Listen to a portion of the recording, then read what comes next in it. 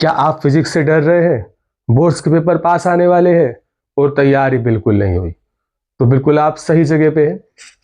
जय हिंद दोस्तों, मैं रजत सचदेव।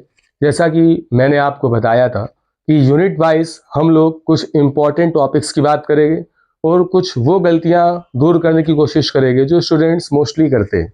तो उसी में आपका एक मोस्ट इम्पॉर्टेंट टॉपिक आने वाला है, एक यूनिट आने वाली है और वो है करंट इलेक्ट्रिसिटी।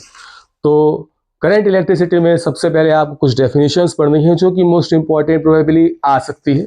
इसमें से पहली है आपकी करंट डेंसिटी।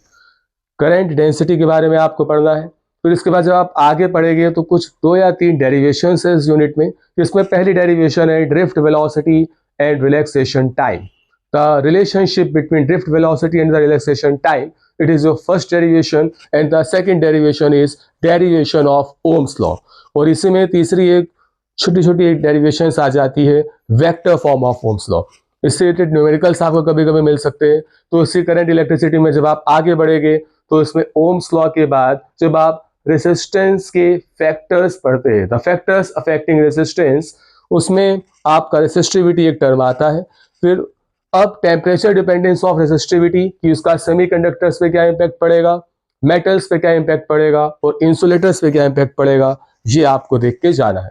फिर इसके बाद जब आप आगे बढ़ते हैं तो इलेक्ट्रिक सेल के बारे में बात आएगी, जिसमें से आपका relationship between the electromotive force of the cell, internal resistance of the cell and the terminal potential difference, इसके बीच में relation V is equal to E minus I R. और अगर ओपन सर्किट के लिए आपका है तो EMF is equal to terminal potential difference, that is E is equal to V। और इसकी ग्राफ आप लोग देख लीजिएगा। जहां तक मेरा गैस है कि इस बार relation between terminal potential difference, electromotive force and internal resistance, इससे ग्राफिकल एक क्वेश्चन आपके पास आ सकता है।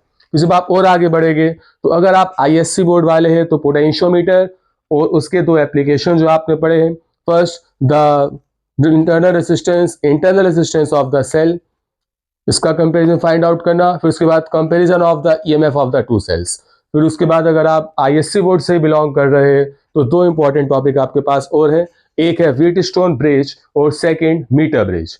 तो ये इंपॉर्टेंट टॉपिक्स आपको पढ़ने हैं। और रुकिए केवल यहीं तक नहीं है, एक मोस्ट इंपॉर्टेंट जिसको आप छोड़ने की गलती कर ही नहीं सकते, स्पेशली बोर्ड्स में, चाहे वो CBSE बोर्ड हो चाहे वो ISC बोर्ड हो, तो वो इंपॉर्टेंट टॉपिक है किरचॉफ्स लॉ। किरचॉफ्स लॉ से कभी कभी आपका 1 मार्क्स का क्वेश्चन आ सकता है, जैसे कि for which conservation of principle या which conservation the first law and the second law of the Kirchhoff depends. तो ये आपको देख के जाना है। फिर उसके बाद आपका किरचॉफ लॉ का न्यूमेरिकल, जिसमें आपको लूप रूल को अप्लाई करते हुए आपको लूप देखने हैं और उसके अकॉर्डिंगली आपको अपने साइड कन्वेंशंस करने हैं। तो आप लोग निराश बिल्कुल मत होइए। ये अभी मैं आपको ये ऐसी चीजें बता रहा हूँ जो इंपॉर्टेंट है और अभी के लिए आपको पढ़नी है। बहुत ही जल्द जब मैं ये सारी खत्म कर दूंगा, रील सारे ट्रैक्स खत्म हो जाएंगे, फिर उसके बाद हम लोग एक यूनिट वाइज क्लास हम लोग पढ़ेंगे, जिसमें मैं आपको यूनिट वाइज जो इंपॉर्टेंट क्वेश्चन है, जो प्रीवियस ईयर क्वेश्चन है एंड जिसकी चांसेज है कि that it may come into your examination, then we will discuss about that.